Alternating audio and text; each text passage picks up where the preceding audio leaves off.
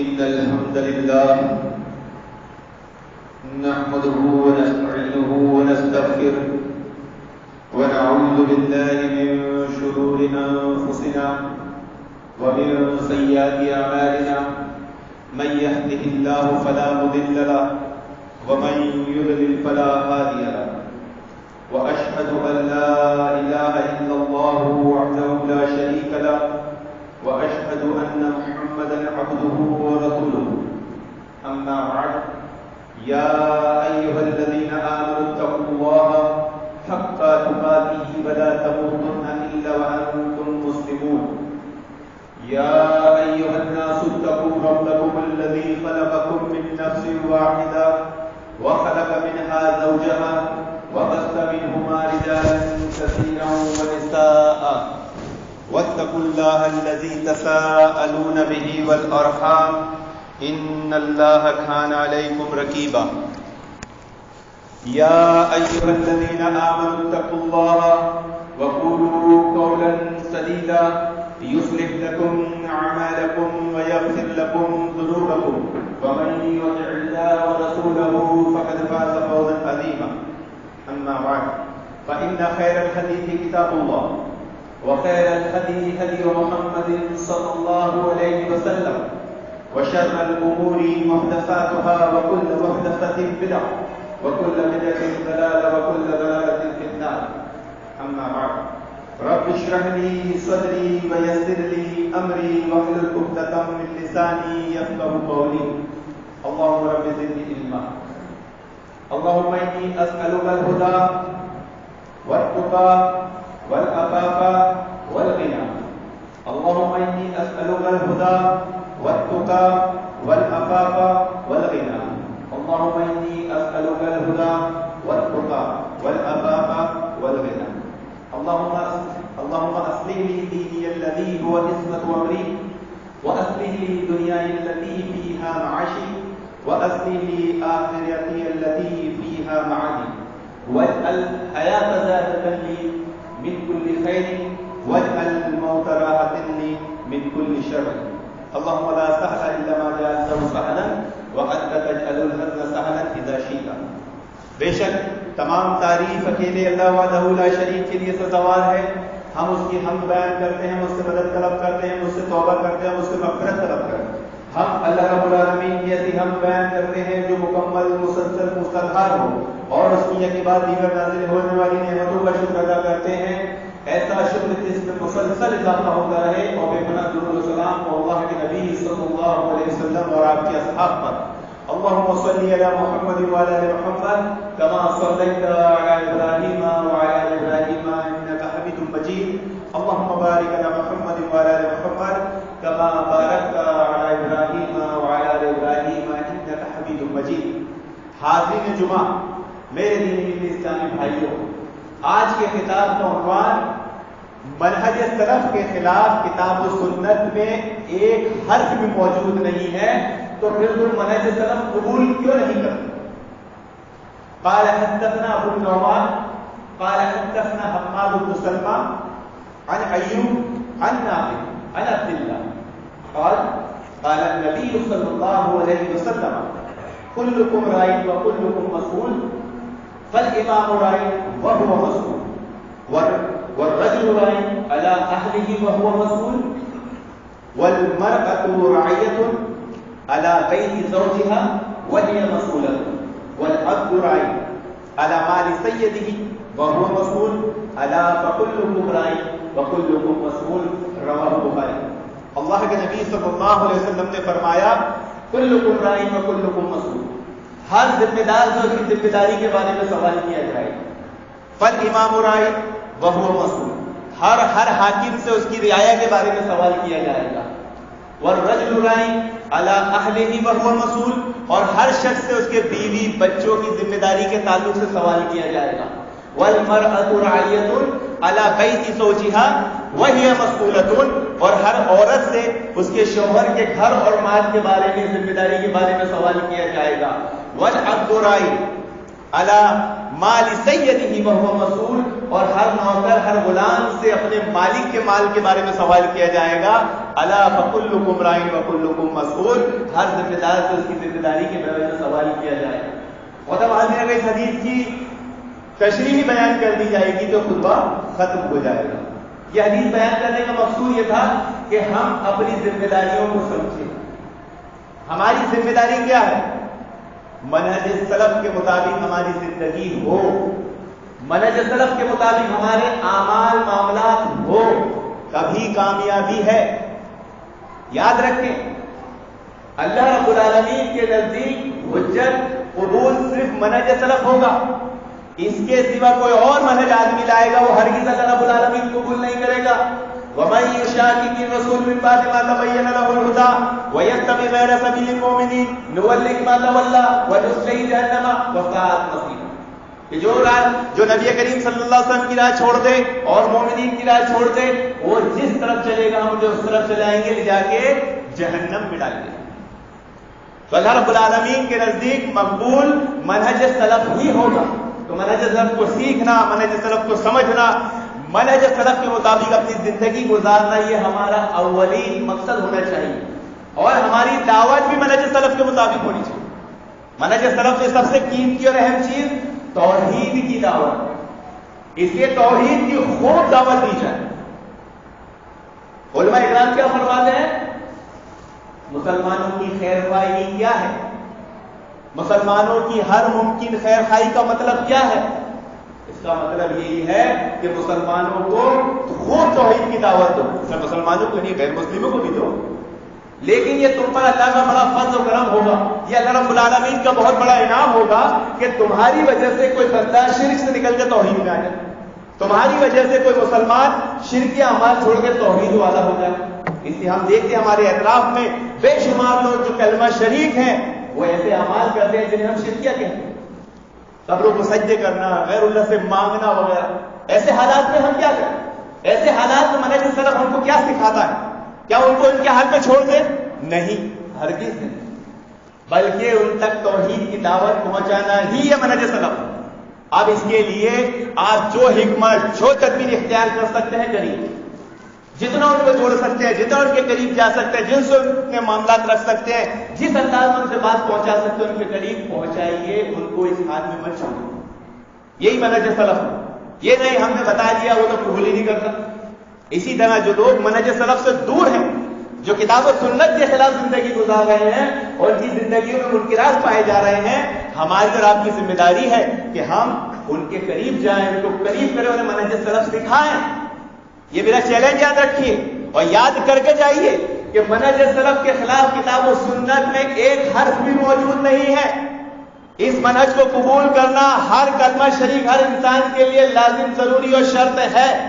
اس کے سوا اللہ رب العالمین کوئی منہج قبول نہیں کرے گا، نہ تقلیدی منہج قبول کرے گا، نہ صوفی منہج قبول کرے گا، نہ افراد کو قبول کرے گا، نہ تفرید قبول کرے گا، نہ شیعہ منہج قبول کرے گا، نہ رافضی منہج قبول کرے گا، نہ اخوانی منہج قبول کرے گا۔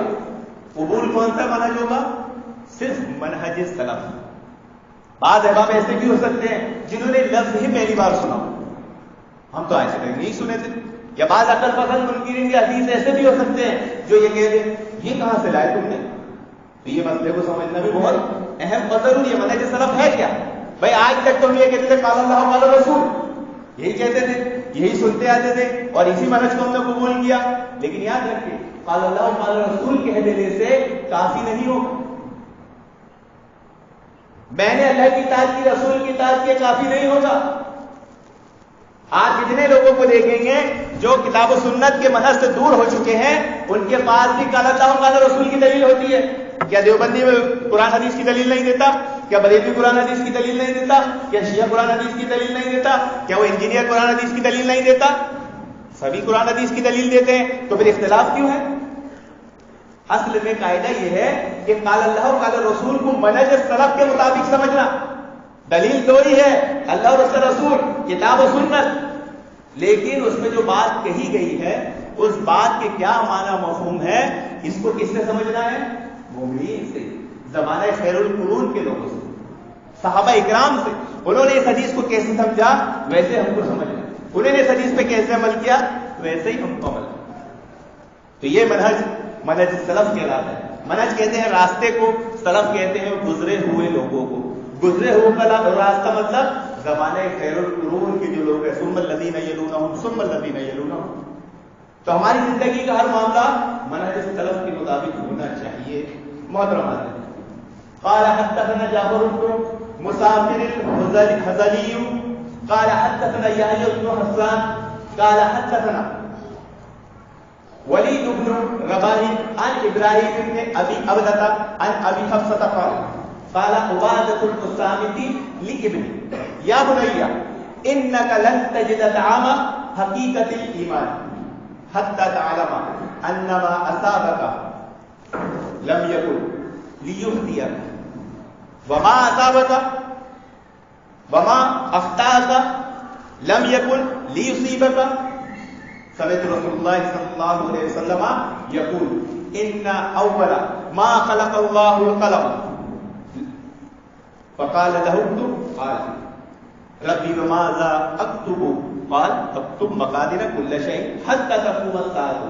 يا بني اني سمعت رسول الله صلى الله عليه وسلم يقول من مات على غير هذا فليس منه. رواه ابو داؤد.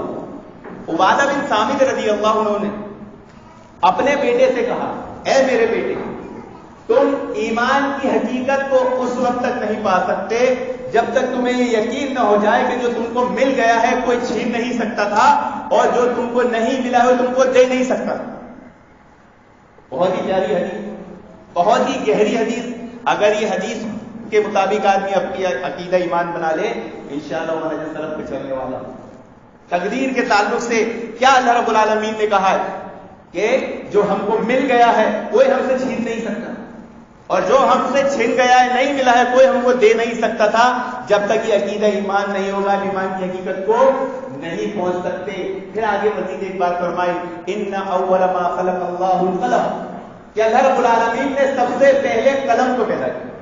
پھر آخر میں ایک بات فرمائی، من مات علی غیر ھذا فلیس منی، اور جو اس عقیدے کے بنا مر گیا کسی اور عقیدے پر وہ ہم میں سے نہیں. مطلب حدیث تقدیر کا مسئلہ متقدمین اور متاثرین کے درمیان ہمیشہ اختلافی رہا ہے، اور اس میں اختلاف اتنا بڑا کہ بڑے بڑے گروہ بڑے بڑے فرقے ہوں. اس لیے تقدیر کے مسئلے پر منہج سلف کو سیکھنا سمجھنا ہر مسلمان کی ذمہ داری ہے. کہ بڑے بڑے گروہ فرقے، یہ ہندو مذہب، یہ بھی سب تقدیر کے منکر بنے پھرتے ہیں، یہ سیاروں سے وہ چیزیں معلوم کرنا وغیرہ. تو تقدیر کے تعلق سے چند چیزیں جاننا ضروری ہے کہ تقدیر کے تعلق سے صحابہ اکرام کا منہج کیا ہے.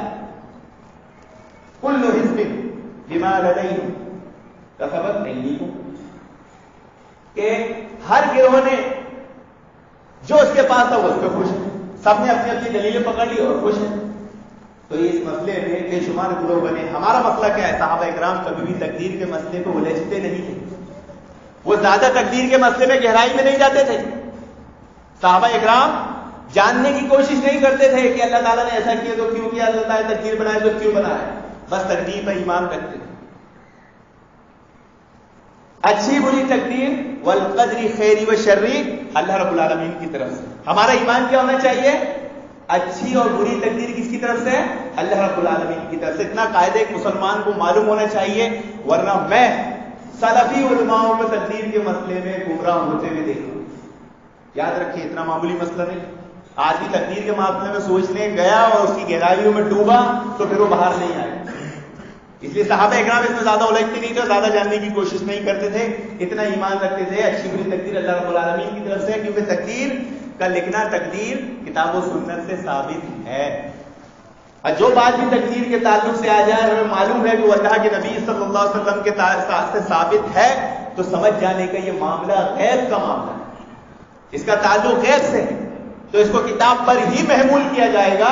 ہماری کتاب لکھی ہوئی، ہمارے ہاتھ سے لکھی ہوئی قلم پر محمول نہیں کیا جائے، اور اس کو نہیں کرنا چاہیے.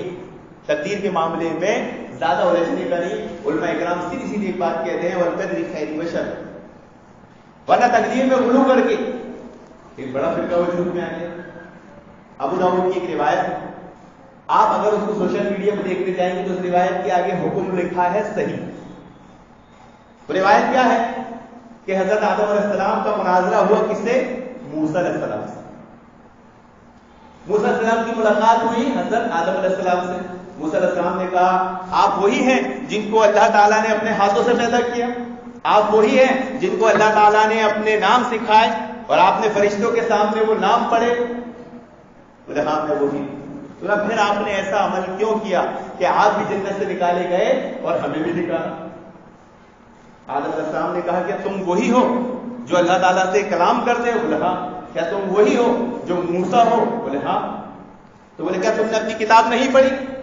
بولے کیا کہ شیطان اس کی بدعمالی اس کے خلاف ورزی کے سبب اللہ تعالیٰ کا نافرمان ہوا؟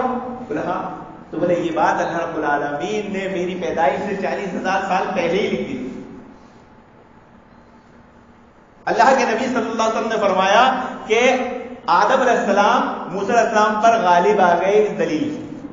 یہ روایت کو تقدیر میں غلو کرنے والے پیش کرتے ہیں اور یہ روایت سننے کے بعد ایک عام سادہ سا مسلمان بھی 10 بار غور و فکر کرنے میں سوچنے کو مجبور ہو جائے گا. اور اگر اس نے اس حدیث پر زیادہ ہی غور کر لیا تو تقدیر کے مسئلے میں گمراہی پہ نکل جائے. اس حدیث کے تعلق سے بڑے بڑے ائمہ بڑے بڑے فقہا کیا فرماتے ہیں؟ حافظ ابن حجر کہ یہ حدیث بہت مشکل ہے. یہ حدیث بہت مشکل ہے. پہلی چیز کیا ہے اس میں کہ اس میں کتاب و سنت کی صریح خلاف ورزی. ربنا ظلمنا انفسنا، آدم علیہ السلام کی توبہ کیسے قبول ہوئی تھی؟ توبہ کرنے سے. یعنی آدم علیہ السلام نے اس بات کا اقرار کیا تھا کہ میرے سے خطا ہوئی ہے، پروردگار مجھے بخش دے. اللہ تعالیٰ نے بخش دیا تھا. تو وہاں پر آدم علیہ السلام نے کہیں تقدیر کو جواز نہیں بنایا، تقدیر کو دلیل نہیں بنایا، تقدیر کو حجت نہیں بنایا.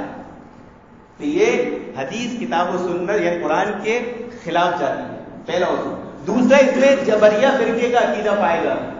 اگر اس پر عقیدہ آدمی بنا لے گا تو ایک گمراہ فرقہ ہے جس کا نام جبریہ ہے، ایک گمراہ فرقہ ہے جس کا نام قدریہ ہے. تقدیر کے مطلب میں 2 فرقے بنے، جبریہ اور قدریہ.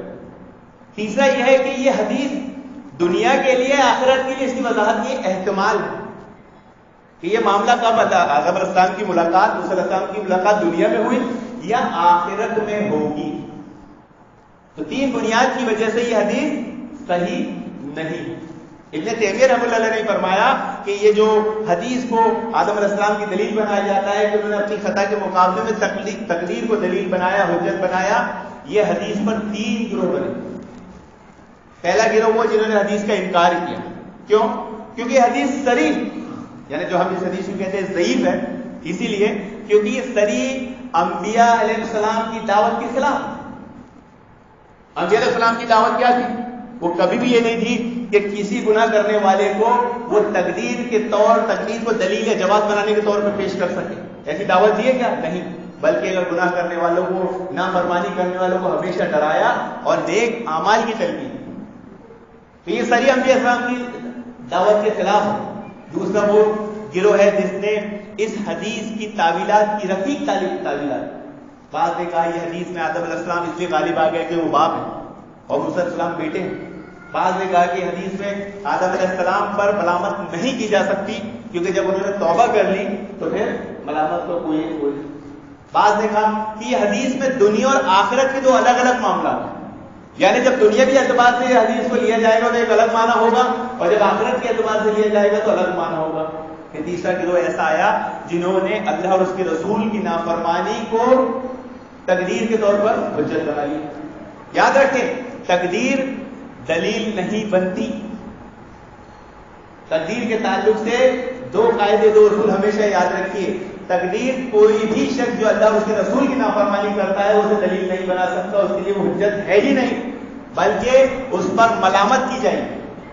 اور جو کتاب و سنت کے مطابق عمل کرتے ہیں اور ان پر جب مصیبت پریشانی آتی ہے اور وہ کہتے ہیں کہ ہم نے تو کوشش کی، 100% کوشش کی، کامیاب نہیں ہوئے، یہ تقدیر تھی، تو یہاں پر تقدیر تسلی کے طور پر بیان کی جائے. کیا ہے یہ؟ تسلی.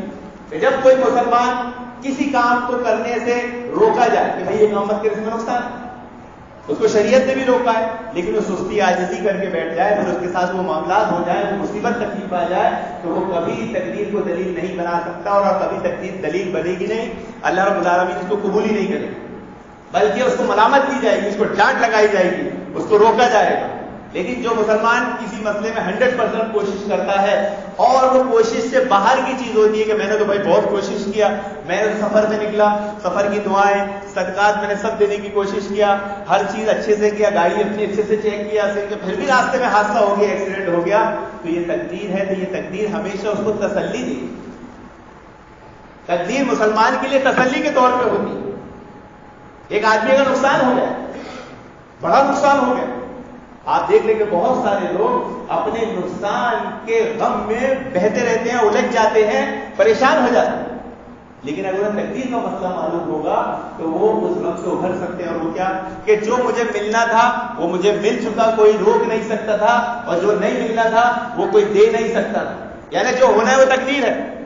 یہ تو اچھا ہوا کہ مجھے جو نقصان ہوا یہ بہت کم تھا، یہ نقصان جو تھا یہ بہت کم تھا، ورنہ اس سے بڑا نقصان ہو سکتا تھا، ہم کیا کر لیتے، کیا کر سکتے۔ تو تقدیر کا لکھا جانا یہ کتاب و سنت سے ثابت ہے، پہلی چیز سمجھ لینا چاہیے۔ تقدیر کے مسئلے میں انبیاء علیہ السلام کا کیا معنی ہے؟ اللہ کے نبی صلی اللہ علیہ وسلم راستے سے جا رہے تھے، ایک دیوار جھکی ہوئی، آپ اس کے سامنے سے اسپیڈ سے نکل گئے، صحابہ نے عرض کیا اللہ کے نبی کہ اس سے مجھے اچانک موت کا اندیشہ لگ رہا ہے۔ ایسا نہیں جہاں دیوار ایسی جھکی بھی کھڑی ہے وہاں کھڑے رہ کے دیکھ رہے ہیں، ارے انجینئر صاحب نے کیا غلطی کر دی، ارے نہیں بہت مضبوط ہے، ابھی 100 سال نہیں گرے گی، نہیں، بلکہ وہاں سے فوراً نکل جانے کا۔ اگر وہاں کھڑے رہ کے آپ نے سائنس جھاڑنے کی کوشش کی اور وہ بلڈنگ گر گئی آپ پر، تو آپ تقدیر کو حجت نہیں بنا سکتے، بلکہ اس کی آپ کی سستی اور کاہلی سمجھا جائے گا، عاجزی سمجھا جائے گا۔ ایک جذامی ہجرت کر کے آئے اللہ کے نبی صلی اللہ علیہ وسلم، اس نے کہا ہم نے تیری بیعت قبول کر لی، اب تو جا۔ تو مریضوں کو صحت مندوں کے درمیان نہیں چھوڑا جا سکتا، جیسے بھی کورونا پھیلا تھا نا، بہت سارے مسائل کھڑے ہو گئے تھے، مساجدیں بند ہو گئی، مدارس بند ہو گئے، مگر مسجدوں میں عبادت ہو رہی تھی، لوگ دور دور کھڑے ہو کے نماز پڑھ رہے تھے، لوگ دلیل مانگ رہے تھے، بتاؤ اس کی دلیل کدھر ہے، بتاؤ ایسا کہاں کر سکتے۔ تو اگر ایسے اندیشے ہو اور مریض ہمارے درمیان آ جائے تو مریض کو صحت مند لوگوں سے دور رکھنا بھی یہ سنت منہج سلف۔ اگر وہ بیماری ایسی ہو جو اڑ کر لگتی ہو، جس میں وہ اثرات پائے جاتے ہیں، بعض لوگ کیا سمجھتے ہیں کہ اللہ رب العالمین نے جو مخلوقات پیدا کی ان میں جو قوت دی ہے ان میں تاثیر نہیں ہوتی، ہر چیز تقدیر ہے۔ نہیں، اللہ رب العالمین نے جو چیزیں پیدا کی ہے ان میں قوت تاثیر ہے۔ اللہ رب العالمین نے ہوا کو پیدا کیا تو وہ بادل بناتی ہے، وہ بادل پانی برساتے ہیں، اور وہ پانی کیا کرتا ہے، غلہ اگاتا ہے، فصل اگاتا ہے۔ تو اسباب کو پیدا کرنا بھی اللہ تعالیٰ کا اختیار ہے، اور مسبب کو پیدا کرنا بھی اللہ تعالیٰ کا اختیار ہے۔ تو جن چیزوں میں طبعی تاثیر ہوتی ہے ان سے احتیاط برتنا یہ بھی منہج سلف ہے۔ اب اس حدیث میں ان اول ما خلق اللہ القلم، سب سے پہلے اللہ رب العالمین نے قلم کو پیدا کیا۔ دیکھیں محترم حاضرین، اس مسئلے میں امت مسلمہ کا ایک بڑا گمراہ ہو، کیا عقیدہ ہے لوگوں کا؟ آج ایک کسی بھی بدعتی سے جا کے پوچھو کہ سب سے پہلے اللہ رب العالمین نے کس کو پیدا کیا، تو کیا کہے گا، کیا جملہ ادا کرے گا؟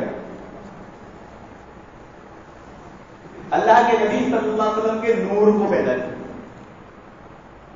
یہ کسی حدیث سے ثابت نہیں، بلکہ صحیح حدیث سے جو ثابت ہے، اللہ رب العالمین نے سب سے پہلے کس کو پیدا کیا، قلم کو پیدا کیا۔ اور کتنا پہلے، بخمس الف سنۃ، یعنی زمین و آسمان کو پیدا کرنے سے 50,000 سال پہلے اللہ رب العالمین نے کیا پیدا کیا، قلم کو پیدا کیا۔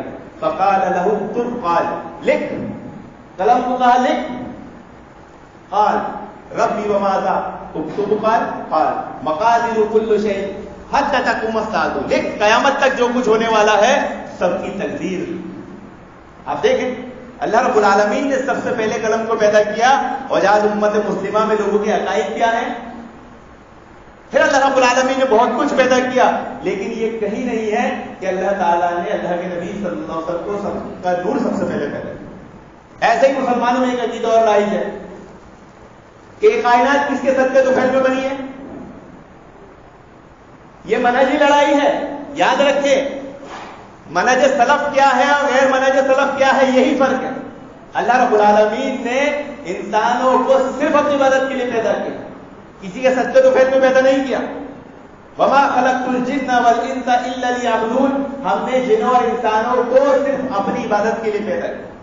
تو یہ توحید کی، یہ منہج کی دعوت پہنچانا ہر مسلمان کا کام ہے، ہماری ذمہ داری، اور ہم منہج سلف کے چلنے والے ہیں، ہماری تو اولین ذمہ داری ہے محترم حضرت۔ اور پھر اس حدیث کے آخر میں کیا کہا اللہ رب العالمین نے؟ من مات علی غیر ھذا فلیس منا، فلیس منی، کہ جو اس عقیدے کے سوا کسی اور عقیدے پہ مرا، جو اس منہج کے سوا کسی اور منہج پہ مرا، تو کیا ہوگا؟ وہ ہم میں سے نہیں۔ اللہ کے نبی صلی اللہ علیہ وسلم نے اسے اہل سنت سے خارج کر دیا، اللہ کے نبی صلی اللہ علیہ وسلم نے اس سے اپنا تعلق قطع کر لیا، اللہ کے نبی صلی اللہ علیہ وسلم نے اس سے اپنا تعلق توڑ لیا، قیامت میں اس سے میرا کوئی تعلق نہیں ہوگا۔ آج دیکھیں محترم حاضرین، منہج کی دعوت عام نہ ہونے کی وجہ سے امت مسلمہ کے زیادہ تر لوگوں کے عقیدے پر، اس لیے منہج سلف کو سیکھنا، اس کو سمجھنا، اس کی دعوت لوگوں تک پہنچانا ہر مسلمان کی ذمہ داری ہے۔ محترم حاضرین، ایک روایت میں آتا ہے من خبب زوجۃ امرئ او مملوکہ فلیس منہ۔ پیاری حدیث اللہ کے نبی صلی اللہ علیہ وسلم نے بیان فرمایا کہ بیوی کو اس کے شوہر سے اور غلام کو اپنے مالک سے توڑنا، بھڑکانا والا ہم میں سے نہیں۔ یہ منہج سلف کے خلاف ہے۔ آج اگر اس دنیا کا آپ جائزہ لیں اور خاص طور سے غیر مسلموں میں چلے جائیں، ان کے دھندے، بزنس، معاملات، ان کے جاب، جو گورنمنٹ جاب کر رہے ہیں، ان کی زندگیوں کا مشاہدہ کریے، وہاں پر کسی کا دل کسی سے ملا ہوا دکھتا نہیں۔ گورنمنٹ جاب کا جو انجینئر ہے، گورنمنٹ جاب کا جو مینیجر ہے، جو ورکر ہے، وہ چاہے پولیس میں ہو، چاہے ملٹری میں ہو، چاہے اور کسی ڈپارٹمنٹ میں ہو، وہ بظاہر آپ کو ایک نظر آتے ہوں گے، لیکن ان کی زندگیوں کا اگر آپ قریبی مشاہدہ کریں گے تو وہ اس کی برائی کرتا ہو ملے گا، وہ اس کی برائی کرتا ہو۔ کوئی کسی سے خوش نہیں ہے، آج تو ویسے ہی کوئی کسی سے خوش نہیں، اور کوئی کسی کو خوش دیکھنا نہیں چاہتا۔ تو لوگوں کے دل برے کرنا، لوگوں کے دل بگاڑنا، لوگوں کے معاملات خراب کرنے والے کا تعلق اللہ کے نبی صلی اللہ علیہ وسلم سے نہیں ہے، وہ منہج سلف والا نہیں ہے۔ تو آج توحید کی دعوت لے کر، یہ پیاری تعلیمات محمد رسول اللہ صلی اللہ علیہ وسلم کی لے کر ہم اگر چلے جائیں ان کے درمیان کہ من خبب زوجۃ امرئ او مملوکہ فلیس منا، کہ بیوی کو شوہر سے بگاڑنے والا اور غلام کو مالک سے بگاڑنے والا ہم میں سے نہیں، وہ اسلام کی دعوت والا نہیں ہے، وہ اسلام کے منہج والا نہیں ہے، وہ کسی اور منہج کو زندگی گزار رہا ہے۔ اس منہج کی دعوت کو ہم سیکھ کر ہم توحید کی دعوت غیر مسلموں کو دے دیں۔ اگر وہ اس قاعدے پر عمل کر لے کہ ایک دوسرے کے دل نہ بگاڑے، ایک دوسرے کی غیبت نہ کرے، ایک دوسرے کے تعلق سے لوگوں کو بھڑکائے نہیں، تو معاشرے میں خوشگواری آ جائے، امن آ جائے۔ آج معاملات کو توڑنا اور بگاڑنا تو فیشن بن گیا ہے، بلکہ کھیل بن گیا ہے محترم حاضرین۔ گھروں میں ہمارے ماں باپ، بہن بھائیوں کے درمیان ایک دوسرے کے خلاف بھڑکانا مذاق میں ہی ہمارے ایک رسم بن چکی ہے، گدا بن چکی ہے کہ مذاق میں ہی بیٹے کو ماں سے بگاڑتے ہیں، باپ ماں کو بیٹے سے بگاڑتے ہیں، بہن کو بھائی سے بگاڑتے ہیں، باپ کو بیٹے سے بگاڑتے ہیں، مذاق میں ہی صحیح، چھوٹی چھوٹی باتوں میں جھوٹے مذاق کرتے ہیں۔ تو اگر اس حدیث کی تعلیمات پر عمل کر لے، اس دنیا میں خوشگواری آئے، معاملات درست ہو جائیں۔ یہ کفار جو نبی کریم صلی اللہ علیہ وسلم سے نفرت رکھتے ہیں، بغض رکھتے ہیں، ان کے سامنے جب پیارے رسول صلی اللہ علیہ وسلم کی تعلیمات جائے کہ دیکھو اگر تم سرکاری ڈپارٹمنٹ میں بھی ہو اور تمہارا باس تم پر کوئی ظلم کر رہا ہے تو تم تھوڑا اس کو برداشت کر لو، اس کی برائی ہر جگہ بیٹھ کر مت کرو۔ آپ ان کی زندگی کو مشاہدہ کر لیجئے، صرف غیبت سے بھری ہے۔ آپ ان کے دھندے بزنس تجارت کا مطالبہ کر لیجئے، ظاہر میں لاکھوں کروڑوں کما رہے ہیں، خوب دھندے بزنس چل رہے ہیں، لیکن زندگی کیا ہے محترم آدمی؟ سورج نکلتا ہے، وہ جو اس میں مشغول ہوتا ہے، جو دن بھر برائیاں کرتا ہے، رات ہو جاتی ہے، ایسا ہی وہ سو جاتا ہے، مر جاتا ہے، پھر دوسرے دن زندہ ہوتا ہے، صبح اٹھتی ہے، ایسے ان کی زندگیاں گزرتی، معاملات اندر سے اتنے ٹوٹے پھوٹے ہوئے ہیں۔ تو یہ حدیث میں بظاہر دو چیزوں کا تذکرہ ہے، لیکن اس سے استدلال تمام معاملات پہ کیا جاتا ہے، چاہے وہ جماعت، جمعیت، تنظیم ہو، ہر معاملے میں کسی کا دل کسی کے تعلق سے بگاڑنے والا اہل سنت سے خارج ہے۔ کسی کا دل کسی کے تعلق سے بگاڑنے والا، یہ خالص شیطان کی سنت ہے۔ شیطان نے کیا کیا تھا؟ آدم علیہ السلام کا دل ہی بگاڑا تھا نا، تاکہ وہ جنت سے نکالے جائیں، اور نکالے گئے۔ کوفیوں کی خصلت کیا ہے؟ وہ ائمہ اور مسجد کے امام و انتظامیہ پر نکتہ چینی کرتے تھے، اس طرح اختلاف پیدا کرتے تھے۔ اصلاح کرنا اور نکتہ چینی میں فرق ہوتا ہے۔ اگر میرے سے یہاں کوئی غلطی ہوتی ہے، آپ مجھے تنہائی میں لے جا کے مجھ سے کوئی بات کہتے ہیں، یہ اصلاح ہے۔ لیکن میں سے کوئی غلطی ہوتی ہے, کسی امام سے کوئی غلطی ہوتی ہے, کسی اہل سنت بھائی سے کوئی غلطی ہوتی ہے, اس کو چھوڑ دو, 4 آدمی میں کھڑے رہ کر وہاں اس کے خلاف ڈسکشن کرو, دیکھو ایسا بولتی, تو یہ دل بگاڑنا, یہ معاملات کو توڑنا ہے. تو جو یہ عمل کرتا ہے وہ یاد رکھے, فلیس منا, وہ ہم میں سے نہیں, وہ نبی کریم صلی اللہ علیہ وسلم سے تعلق رکھنے والا نہیں ہے. آج تو امت مسلمہ کی بڑی بڑی جماعتوں کو دیکھ لیجئے, جو جماعت حق کی دعوت دیتی ہے, اہل حدیث, اہل توحید, اسی سے لوگوں کو توڑ دیتی. توحید کے تقاضوں میں سے تقاضا یہ ہے کہ اہل توحید سے محبت کی جائے گی. اگر جو اس سے اختلاف ہو کسی مسئلے میں تو وہ اختلاف کی نوعیت الگ ہوگی, لیکن دلی طور پر ان سے محبت رکھی جائے گی. لیکن کیا مسئلہ ہے, اگر اہل حدیث کے لڑکے کا رشتہ آ گیا تو نہیں دیں گے, اہل حدیث کے گھر میں سے بیٹی نہیں کریں گے. تو ایسی سوچ, ایسا عمل رکھنے والے, یاد رکھیں نبی کریم صلی اللہ علیہ وسلم کا فرمان, فلیس منا, وہ ہم میں سے نہیں. اور یہی منہج سلف اور یہی منہج سلف کی دعوت ہے. آج آپ معاملات میں دیکھیں گے, 2 منٹ زیادہ ہو گئے ضرورت دوں گا بات پوری کرنے کے لیے, معذرت چاہتا ہوں آپ تمام حضرات سے. ایسے طلاق بھی دیکھنے میں آئے ہیں کہ ماں باپ کی خواہش پورے کرنے کے لیے بیٹے نے بیوی کو طلاق دے دیا. ماں باپ کی خواہش, بیٹا میری آرزو ہے کہ یہ بیٹی ہم کو پسند نہیں, تو اسے طلاق دے دے, یا میری یہ تمنا آرزو ہے کہ یہ بیٹی اپنے گھر کے لائق بہو نہیں بنے گی, اب رشتہ چونکہ ہو چکا ہے اس لیے توڑ دے. اور بیٹی نے توڑ دی. اس پہ تو فلمیں بھی بن چکی ہیں, سیریل بھی بن چکے ہیں, لیکن وہ فلمیں اور سیریل اب زندگی میں ایک کردار بنتے جا رہے ہیں. تو یاد رکھیں, جو ایسا عمل کرتا ہے وہ یہ, اس کا تعلق اللہ کے نبی صلی اللہ علیہ وسلم سے نہیں ہے, اس کا تعلق منہج سلف سے نہیں ہے, اس کا تعلق اہل سنت سے نہیں ہے. تو دلوں کو بگاڑنا, لوگوں کے معاملات کو بگاڑنے والا منہج سلف سے محروم ہے. اور جس کی ایسی زندگی, جس کے ایسے عمل ہے, وہ یاد رکھے اس کے سوا اللہ رب العالمین کسی منہج کو قبول نہیں کرے گا. اللہ رب العالمین کے نزدیک منہج سلف کی حجت ہے. آپ کسی بھی کے پاس چلے جائیں, میری یہ دلائل آپ ان کے سامنے پیش کریں. والسابقون الاولون من المهاجرين والانصار والذين اتبعوهم باحسان رضي الله عنهم ورضوا عنه. سابقون اول المهاجرين, سارے مہاجرین سبقت لے گئے, اور جو ان کے راستے پر چلا اللہ تعالیٰ ان سے راضی اور وہ اللہ تعالیٰ سے راضی. مومنین کے راستے پر چلنے والے بھی, منہج سلف پر چلنے والوں سے بھی اللہ تعالیٰ راضی ہے. آپ کسی بریلوی کے پاس چلے جائیں, آپ کسی دیوبندی کے پاس چلے جائیں, اس کو منہج سلف کی دعوت دے, مجال ہے کہ وہ ان دلائل کے خلاف کتاب و سنت سے ایک دلیل یا ایک حرف بیان کر, نہیں کر سکتا. وہ کیا کرے گا زیادہ سے زیادہ, وہ کیا کرتا ہے زیادہ سے زیادہ, وہ زیادہ سے زیادہ یہی بولے گا کہ ہاں ہمارا جو منہج ہے وہ بھی منہج سلف کے مطابق ہے. یہ تقلیدی منہج جو ہے نا, یہ بھی منہج سلف کے مطابق ہے. دیکھو تقلید واجب ہے نا, وہ کہیں اس کے خلاف بولنے کی جرت ہمت نہیں کرے گا. کسی کے پاس ایک حرف ایک وہ نہیں ہے, بلکہ وہ اسے اپنا منہج سلف بتانے کی کوشش کرے گا. لیکن تقلیدی منہج سے منہج سلف کا کوئی تعلق نہیں, صوفی منہج سے منہج سلف کا کوئی تعلق نہیں, اخوانیت سے کوئی تعلق نہیں, شیعہ, روافض, افراط و تفرید, کسی سے منہج سلف کا تعلق نہیں. یہ ایک خاص منہج, یہ ایک خاص جماعت ہے. الجماعت, اللہ کے نبی صلی اللہ علیہ وسلم نے کہا ہے الجماعت, الف لام جب کسی کے ساتھ لگتا ہے, جو عربی قاعدے بنیادی چیزیں جانتے ہیں سمجھتے ہیں, تو وہ خاص ہو جاتا ہے. الحمد, خاص ہو گئی. الجماعت, ایک جماعت خاص ہو گئی, بہت سی جماعتیں نہیں. کوئی بہت سی جماعت بنا کے بیٹھا ہے, مطمئن ہے, اسی حال میں مر گیا, اللہ رب العالمین اٹھا کے جہنم میں ڈالے. یہ نہ بولے ہم تو نماز پڑھتے تھے, ہم تو روزہ رکھتے تھے, ہم تو توحید والے تھے, ہم تو زکات دیتے تھے, ہم صدقہ کرتے, ہم نکاح کرتے, خطرہ کراتے تھے, مسلمانوں کے گھروں میں رہتے تھے. نہیں, منہج سلف نہیں ہوا. صاف بات سن لیجئے, آپ کو کامیابی نہیں ملنے والی. منہج سلف کیا ہے؟ امام خطیب منبر پر آ کر بیٹھ جائے, اس سے پہلے آپ کو مسجد میں داخل ہو.